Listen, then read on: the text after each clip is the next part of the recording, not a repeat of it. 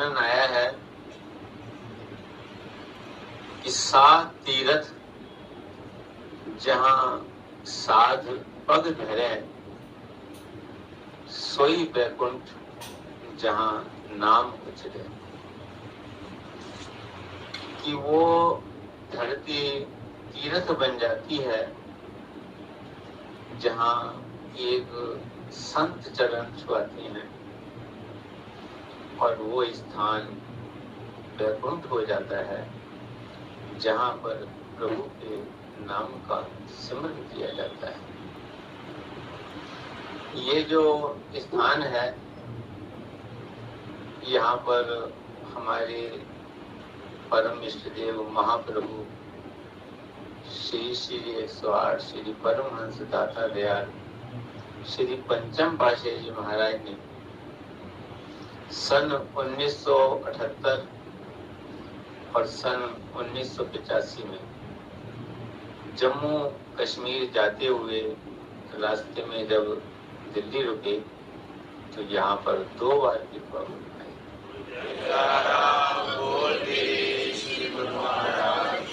तो जहाँ एक संत चरण धरते हैं वो धरती तीर्थ होती है, तो जहाँ संतों के सिरताज कुल मालिक पार ब्रह्म परमेश्वर चरण धर दें तो वो तो तीर्थों में भी तीर्थ महान बन जाती है। जयकारा बोल मेरे श्री गुरु महाराज की जय। ये महापुरुषों की महिमा होती है। ये उनके जब भी वो इस संसार में प्रकट होते हैं उनके संपर्क में जो जीव आते हैं, जो अंतर मन से उनके चरणों से जुड़ जाते हैं, वो भी प्रकाशित हो जाते हैं, जागृत हो जाते हैं। उनका इस संसार में आना ही जीवों के जगाने के लिए है। कौन जागा हुआ है? श्री रामायण में वर्णन आया है कि ये जग जागे हैं जामनी जोगी परमार्थी परपंच भी हो, कि इस संसार रूपी रात्रि के अंदर कौन जागता है? योगी पुरुष जागते हैं। जागे हुए का अर्थ क्या है? आज आदमी कहता है कि मैं तो जागा हूं। जागृत का अर्थ है जिसकी आत्मा जाग जाए। परमार्थी प्रपंच जो परमार्थ की ओर बढ़ जाए, जिसका अंतर प्रकाशित हो जाए, जिसके अंतर में विवेक की ज्योत जगमगा जाए, वो जीव जो है वो जागा हुआ है। तो वो कौन जागता है? जो वक्त के परिपूर्ण महापुरुषों के चरणों से अंतर मन से जुड़ जाता है। फिर वो संसार में रहता हुआ भी उसके अंदर संसार की अभिलाषा नहीं रहती। जो महापुरुष हमें उपदेश देते हैं कि सत समरथ ते राख मन करिए जगत को काम, जग जीवन ये मंत्र है सदा सुख विश्राम। कि संसार में रहो, संसार के काम करो, लेकिन अपने मन को प्रभु के चरणों से जोड़ करके रखो। जिसके हृदय के अंदर विवेक की ज्योत जागृति हो जाती है, जिसके हृदय के अंदर सत्य और असत्य का प्रकाश हो जाता है, पता लग जाता है विवेक कि सत्य क्या है और असत्य क्या है। जब तक वो प्रकाश नहीं होता, सुनना और बोलना, पढ़ना, ग्रंथों में पढ़ना, ग्रंथों को सुनाना, ये अलग चीज है। लेकिन उस ज्ञान का अपने अंतर में प्रकट हो जाना, ये अलग चीज है। इसीलिए उन्होंने जब श्री गुरु नानक देव जी से पूछा कि कौन ज्ञानी है, कौन ध्यानी है, तो उन्होंने वर्णन किया कि ज्ञानी सो जो गुरमुख हुए, ध्यानी सो जो सुरत। ज्ञानी कौन है? जो गुरुमुख है। गुरुमुख कौन है? श्री हजूर सदगुरुदेव दाता दयाल जी हमेशा जब भी अपने वचन फरमाते हैं तो वो हमें समझाते हैं कि गुरुमुख कौन है? जिसने गुरु के मुख से निकले हुए वचन की जो पालना करता है, गुरु के मुख से निकले हुए वचन को जो आत्मसात कर लेता है, गुरु के वचन को जो रोम रोम में बसा लेता है, वो गुरुमुख है। तो कौन ज्ञानी है? गुरुमुख है। तो ज्ञानी कौन हो सकता है? गुरुमुख कौन हो सकता है? जो गुरु के वचनों को अपने अंदर में आत्मसात कर, गुरु के वचन को याद करना, गुरु के वचन को दूसरे को सुनाना, ये अलग चीजें हैं, लेकिन उसको आत्मसात कर लेना, उसे अपने अंतर हृदय से जोड़ लेना, उस बात को, उस वचन को अपने अंतर से जो है जागृत कर लेना। और यही जो है ध्यान सिखाता है। ये जो बनाया गया है, ये मेडिटेशन सेंटर बनाया गया है, यहाँ आकर गुरुमुख जन ध्यान कर सकें। सत्संग के स्थान बहुत हैं, लेकिन कुछ गुरुमुखों का ख्याल था कि ऐसी जगह हो जहाँ जाकर के बस हम गुरु महाराज का ध्यान कर सके। ध्यान का अर्थ ये है कि सेवक और स्वामी के बीच बाकी जो कुछ भी है सब कुछ भी ना हो। हमारे अंदर हम उनसे दूर क्यों रहते हैं?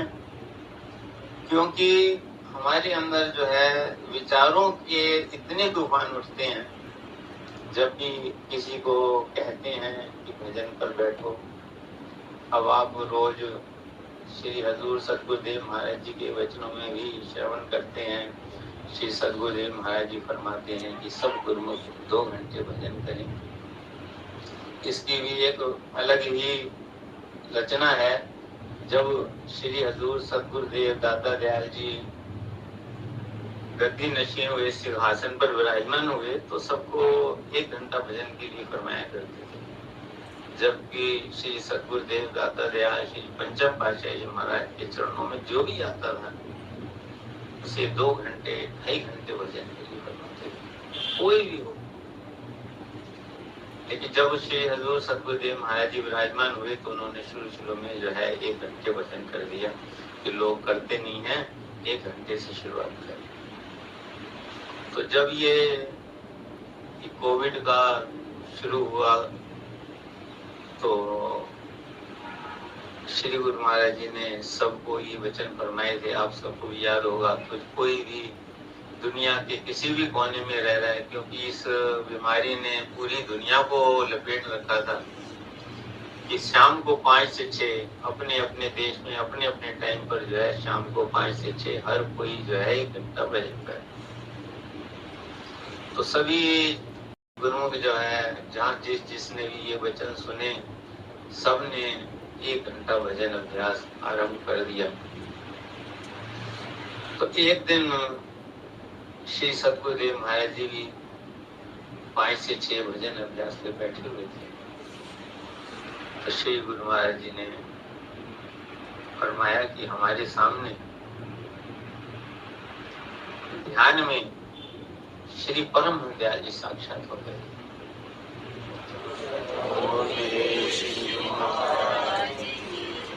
और हमारी उंगली पकड़ करके उस दिव्य लोक में ले गए जहां पर 5 पातशाही विराजमान थे। बोल मेरे श्री गुरु महाराज की श्री परमहंस दयाल जी ने भी अपना सिंहासन ग्रहण किया। वहां पर श्री 108 श्री द्वितीय पातशाही जी विराजमान थे। श्री 108 श्री तृतीय पातशाही जी विराजमान थे। श्री 108 श्री चतुर्थ पातशाही जी महाराज जी विराजमान थे और श्री 108 श्री पंचम पातशाही जी विराजमान थे। तो श्री परमहंस दयाल जी ने सबके सामने ये वचन फरमाए कि सब गुरुमुखों को हमारा ये वचन सुनाओ कि हर गुरुमुख जो भी श्री अनंतपुर दरबार का सेवक है तो आज से 2 घंटे भजन किया और उसके बाद से श्री हजूर सतगुरुदेव महाराज जी जब भी वचन करते हैं, जिससे भी वचन करते हैं, उसको यही फरमाते हैं कि 2 घंटे भजन करो। और जहाँ भी जाते हैं सबसे पूछते हैं कि 2 घंटे भजन करते हो? जब लोग बोलते हैं कि गुरु महाराज जी हम 2 घंटे भजन करते हैं, तो गुरु महाराज इतने प्रसन्न होते हैं कि वो जो है दोनों कर कमर उठा करके आशीर्वाद। बोलो जयकारा बोल मेरे श्री गुरु महाराज की जय। क्योंकि श्री सतगुरुदेव महाराज जी ये वचन फरमाते हैं कि जब गुरुमुख जन सतगुरु की आज्ञा का पालन करते हैं तो उनकी आत्मा का कल्याण होता है। जब आत्मा का कल्याण होता है तो उनकी आत्मा प्रसन्न होती है। जब उनकी आत्मा प्रसन्न होती है तो हम प्रसन्न होते हैं। और जब श्री परमहंस दयाल जी हम सबको प्रसन्न हुआ देखते हैं तो वो धूमधाम में बैठ कर के प्रसन्न होते हैं और वहां से हमें आशीर्वाद बरसाते हैं। बोल मेरे श्री गुरु महाराज की जय। तो श्री हजूर सतगुरुदेव महाराज जी ने जो है 2 घंटे भजन के लिए फरमाया। तो बहुत से लोग उन्हें नियम बना लिया, क्योंकि श्री गुरु महाराज जी ने ये वचन फरमाया कि तुम अगर 1 बार में नहीं कर सकते, 2 बार में करो, 3 बार में करो, 4 बार में करो, लेकिन 2 घंटे भजन अभ्यास हर किसी के लिए जरूरी है। और सबकी ये कंप्लेंट रहती ही है, बैठते सब हैं लेकिन मन नहीं लगता, मन के अंदर तरह तरह के विचार उठते हैं। पहली बात तो ये है कि जब भी आदमी सफाई करने बैठता है तो झाड़ू लगाता है तो धूड़ा उड़ती है। तो जब हम सिमरन करते हैं तो इससे जो है हमारा जो अंतर हृदय है वो साफ होना शुरू होता है। और वो कहते हैं इस मन को जन्म जन्म की हौ में मर लागी, कि एक जन्म की बात ही नहीं है, जन्म जन्मांतरों की। तो उस समय ऐसे ऐसे विचार उठते हैं जो कभी सोचे भी नहीं। लेकिन जैसे हम धूड़ा उड़ती है तब भी झाड़ू लगाते हैं। हम झाड़ू लगाना बंद नहीं करते कि धूड़ा उड़ रही है तो झाड़ू लगाना बंद कर, क्योंकि हमें पता है ये झाड़ू लगेगी तभी जो है ये धूड़ा मिटेगी। तो ऐसे ही हम सिमरन बंद कर देते हैं, तो हमें जो है सिमरन बंद नहीं करना। पहला काम तो ये है कि अगर हम बैठ जाते हैं तो हम सदगुरु के हुक्म के अंदर आ जाते हैं। काल के दायरे से निकल करके दयाल के दायरे के अंदर आ जाते हैं कि हम जो है गुरु के हुक्म के अंदर हैं। श्री गुरु महाराज जी दूसरी पातशाही जी ने कुछ महात्मा लोगों से पूछा कि तुम किस लिए भजन करते हो? तो किसी ने कहा कि हम आत्मा के कल्याण के लिए करते हैं, किसी ने कहा मंत्र में दर्शन करने के लिए करते हैं, किसी ने कोई हमारी समाधि लग जाए इसलिए करते हैं। तो श्री गुरु महाराज जी ने फरमाया कि तुम्हें तो पहली बात ही नहीं पता कि तुम भजन क्यों करते हो। तो सबने जो है दंडवत प्रणाम। तो श्री गुरु महाराज जी ने फरमाया कि तुम भजन इसलिए करते हो क्योंकि तुम्हारे सदगुरु की आज्ञा है। अगर तुम इस बात को दिल में धारण करके भजन पर बैठोगे, सदगुरु की आज्ञा को मान करके भजन पर बैठोगे, तो धीरे धीरे तुम जो है, क्योंकि सदगुरु के हुक्म में हो, तो धीरे धीरे एक न एक दिन जो है तुम्हारा मन। तो जब हम सदगुरु के चरणों में बैठते हैं, जब हम ध्यान में बैठते हैं, तो हमारे बीच में और सदगुरु के बीच में ये जो विचारों का तूफान है ये उठता है। और इसको शांत करने के लिए ही सदगुरु का शब्द है। जब इंसान के अंदर विचार उठे, फिर सिमरन करे, फिर सिमरन करे, फिर सिमरन करे, फिर सिमरन करे, फिर मन इधर जाएगा, फिर इधर आएगा, फिर इधर जाएगा। तो कहते हैं यही साधना कि मन भटकता है और जो साधक है उस मन को सिमरन में लगाता है।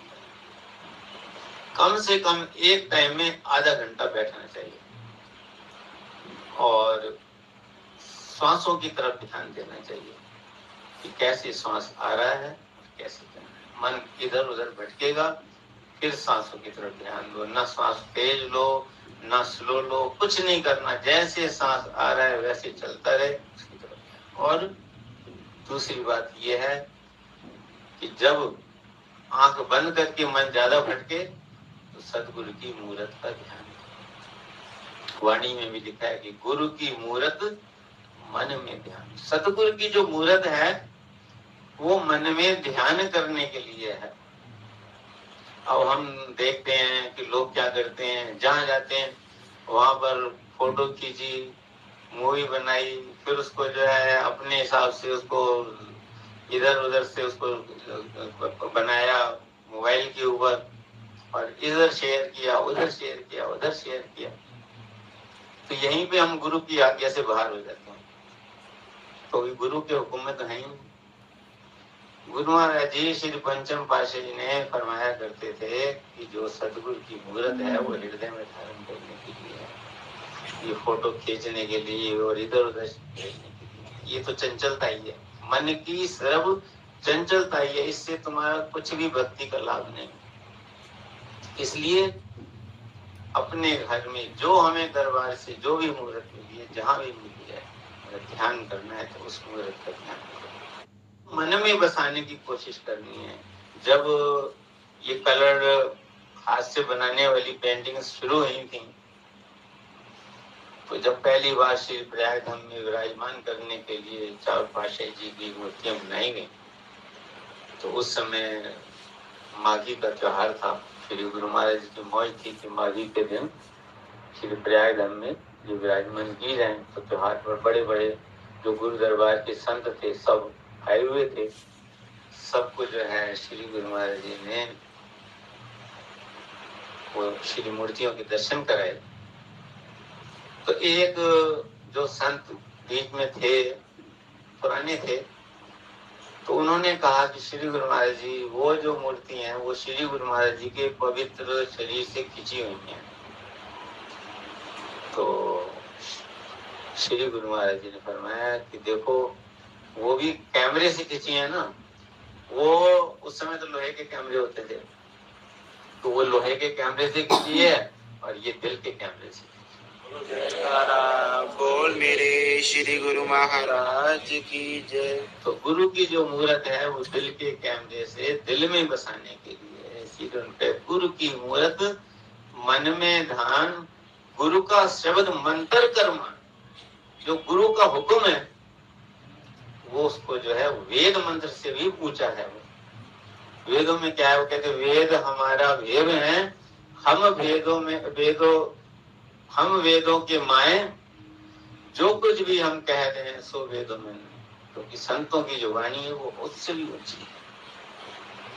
तो सतगुरु का जो वचन है, जो भी वचन हो जाए, जब सेवक उस पे दृढ़ होता है तब हम छोटी छोटी बातों को हम जो है इग्नोर कर जाते हैं।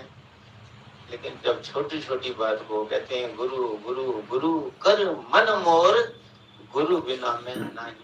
हर वक्त जो है सेवक का जो ध्यान है गुरु के चरणों से जब जुड़ा रहता है, गुरु के वचनों से जुड़ा रहता है, तब वो सेवक जो है जागृत होता है। लाइट्स लगा दी जाए, सब कुछ कर दिया जाए, अब उसका पावर हाउस से तो कनेक्शन जरूरी है।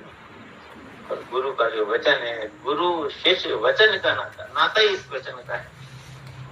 शिष्य सोई जिस वचन पहचानता, जिसने सदगुरु के हुक्म को पहचान लिया तो वो जो है वो जागृत होता है। तो हम सब, हमारा ये जो दरबार है श्री अनंतपुर दरबार है, जो श्री गुरु महाराज जी श्री तृतीय पातशाही महाराज जी के वचन है, ये 3 लोक से न्यारा है। ये चीज न्यारा है।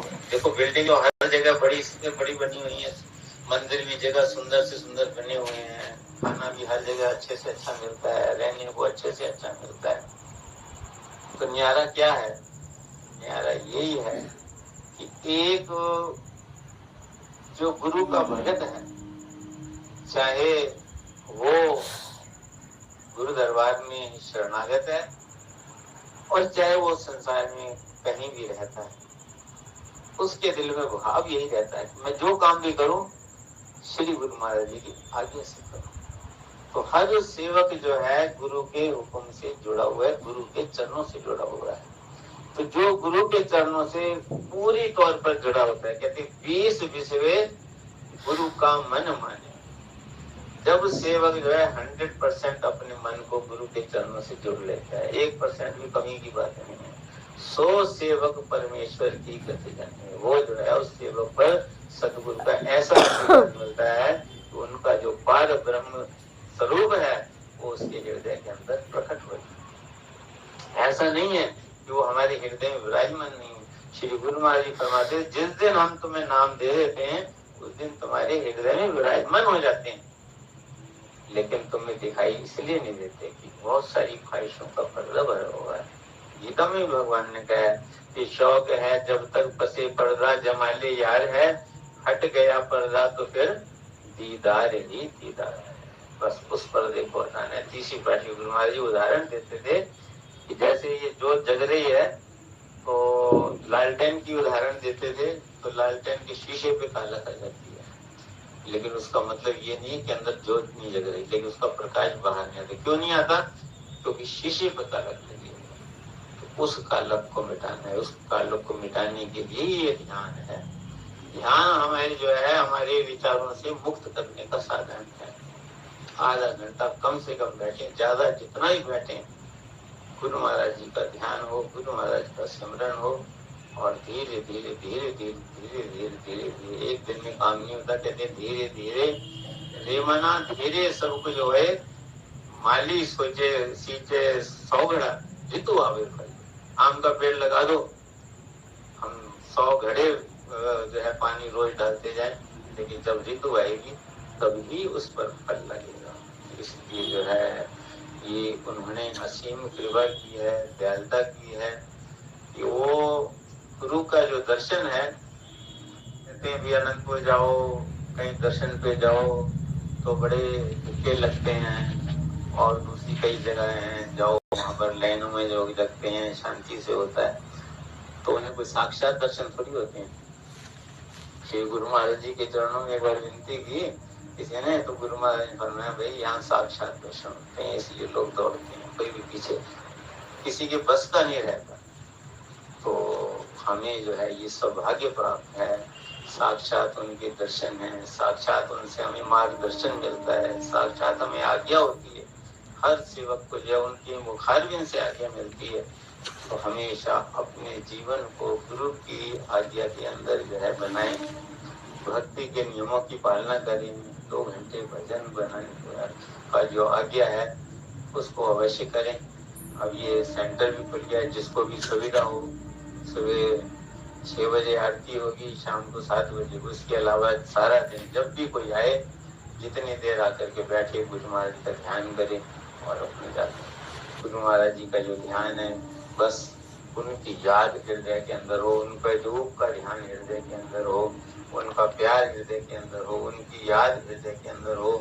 ये जो घर है ये पहले उनका था, जो डॉक्टर सुधा मल्होत्रा शायद भी जानते हैं कि नहीं जानते, और सतीश मल्होत्रा वो उसमें इंडियन एयरलाइंस में इंजीनियर थे। जब बात यहाँ से चली कि जब गुरु के चरणों से जुड़ जाता है तो हृदय जागृत हो जाता है, तो वो जब श्री गुरु महाराज ने 2 बार यहाँ कृपा भी फरमाई और गुरु महाराज जी का प्यार मिला, उन्होंने जो है अपने आप को भी समर्पित कर दिया और ये जगह भी समर्पित कर दी। वो तो अब जो भगत जी थे वो तो महात्मा के रूप में गुरु दरबार की सेवा कर रहे हैं, महात्मा योग अभेदानंद जी, और डॉक्टर सुधा मल्होत्रा भी वहाँ पूरन धाम हॉस्पिटल में है। अब तो वो कमजोर हैं, तो उनका जो ये भाव था, ये जो जगह है यहाँ पर जो है श्री गुरु महाराज जी ने चरण छुआए हैं 2 बार, तो ये यादगार बन जाए। तो श्री गुरु महाराज जी की यादों को सदा ताजा बनाए रखने के लिए, वैसे तो हर गुरुमुख के हृदय में हर वक्त उनकी यादें ताजी हैं, जहाँ भी कोई गुरुमुख बैठता है वहीं पर उनकी याद में खो जाता है, क्योंकि वो रोम रोम में हर प्रेमी के बसे हुए हैं। हम सब के ऊपर उनकी बड़ी कृपा है, उनकी बड़ी दयालुता है। हर वक्त उनके उपकारों का, उनकी महिमा का, उनके सिमरन को अपने हृदय के अंदर महसूस करते हुए अपने जीवन को व्यतीत करें और यहाँ भी सुख पाएं, खुद भी सुख पाएं, खुद भी प्रसन्न रहें, श्री गुरु महाराज जी हम पर प्रसन्न रहे और श्री परमहंस दयाल जी भी प्रसन्न होकर हम पर सदा आशीर्वाद बरसाते रहे। यही हमारी